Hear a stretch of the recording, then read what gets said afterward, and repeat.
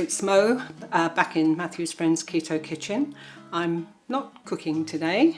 I'm here to answer a few of the common queries that we receive.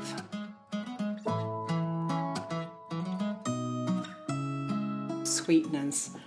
People want to know which is the best one to use. Well, the best one to use is the one that suits you and whatever your dietitian advises, but I can show you the ones that I like to use when I'm cooking. And I'll start with Natvia, which will be familiar to a lot of you, I know. And it was the first icing that I found, and it's fantastic for baking. It does make a reasonable icing as well, but the baking texture is really good with it, because it's a fine, it's like caster sugar really, as you can see. It's a fine grain, and it dissolves quite well, and I use this quite a lot. But since finding this one, I've also found the Sukrin Melis, and it is very good like Natvia for baking, but it's been ground just that bit finer, and I'm sure you agree that that does look like regular icing sugar. But again, when you use it as an icing, it still has a bit of graininess to it. It doesn't dissolve totally in water, but it is a very good product for making an icing. But it does make fabulous buttercream, and I can recommend it for that. And then I found another Sukrin product, and that's Sukrin Gold. Now that is fabulous. As you can see, it looks like soft brown sugar, and it smells like soft brown sugar, and even tastes a little like soft brown sugar. It does still have the slight aftertaste that you get with artificial sweeteners, but it's great. I've used it in a fruit cake. We do a family Christmas cake. It's great in that. It makes fabulous cookies, Christmas time ones that glisten. It really is nice, so I can recommend that.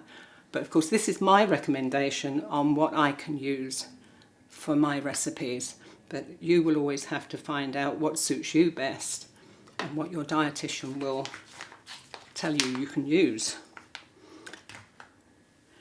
This one, Hermesetas, this is what we were using when I first embarked on this journey of the ketogenic diet, and it's still used by a lot of you. It's very easy to use because it incorporates into the mixtures very easily, being a liquid. You soon get to know how much of it to use. Our tastes vary. Some like it very sweet, some not. So that's one that we still do use in the Matthew's Friends recipes, like the blueberry muffins. Makes life very easy. You don't have to beat it in, just a few drops and it's done. There's a lot of different ones out there, and this is just another one that's out there on the market. And again, it's fantastic for putting into drinks. You can cook with it. But I will say again that sweeteners are of your choice, and you must always get your dietitian's advice on what is best to use, because you get different tolerances. And I'm not a dietitian. I can't advise you on that. All I can advise you on is what I have found to be very good when it comes to baking.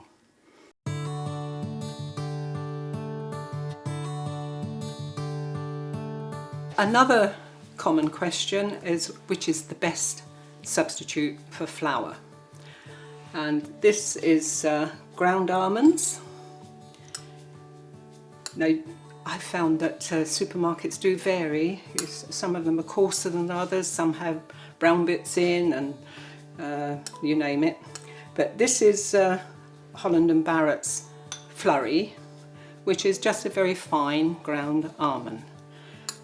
Whitworth's is very similar to this, but you can use any, you really can. It doesn't make a great deal of difference. And you can even make your own. You can buy whole almonds and grind them down in a food processor.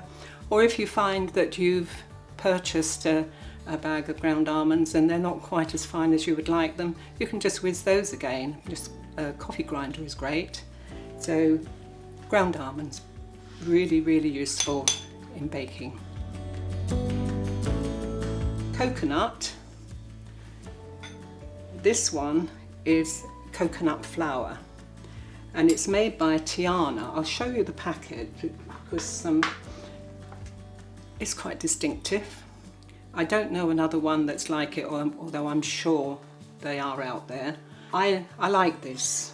It's really nice, but it has got a lot more carb in it, a lot more. It's about 24 grams compared to 6.4 of normal coconut. But as you can see, it is a lovely fine powder. Now there'll always be an occasion when you can maybe use this in small amounts. I put it into family fruit cake and sponges, and it does make a nice texture. But see, this is what I like, and if you can use it, then give it a try. It is quite nice. This is the good old coconut powder. This is very, very good for baking, good substitute for your normal flour. This has only got 6.4 grams of carbs in it, and we use this quite a bit on the classical recipes. You get a nice lot of it in, and it's a very good substitute for flour, makes lovely muffins. So there, that's what I was used to in the beginning. I'm sure you've all used something like it, but that is a good flour substitute. Now I've recently come across this one, and this is high fibre. They call it ultra fine high fibre flour, and as you can see, it really is like a flour. Again, it's higher in carb, not as high as the coconut one. There's only about 15 grams of carb per 100, which is a lot lower than normal wheat flour. But this high fibre is very, very useful. It makes good scones. You can even make pasta with it.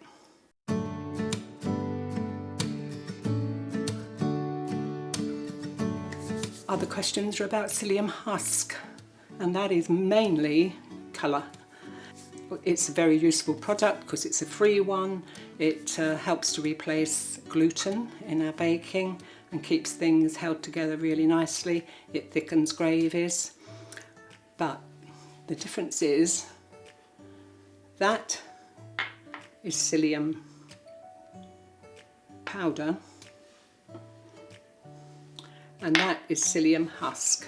Now this of course is still Psyllium Husk, but it's been ground to a powder, and I was thrilled when I first found it. I thought the powder would be much better, and I was really shocked that when I made some bread with it, it was purple.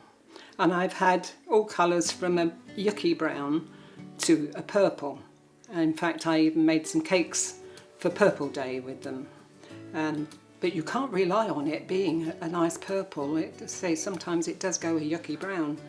So that is the reason why you get this odd colour. Now if you want to avoid that, then you must always buy these nice fine white grains, and then everything will be the right colour.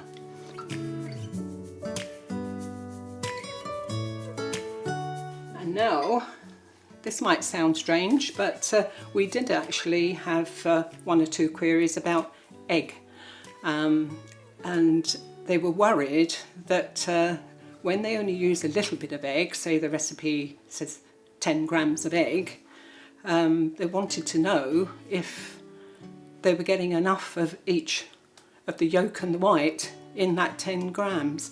Well, of course, you can't you can't really say for sure, but the only way you can be as sure as you can be is to make sure that you whisk it if you just keep whisking it and whisking it until you think that it can't mix anymore, you're going to get the best possible combination that there is.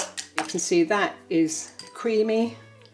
You can't see any separation of white or yolk, and you can just measure that out quite safely and be confident that you've got the right amount of the egg that you need for your recipe.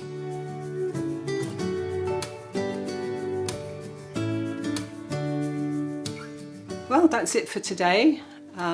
Please keep your questions rolling in, and you can contact me at Matthew's Friends, and I'll always do my best to help. And I hope that you found this little session useful.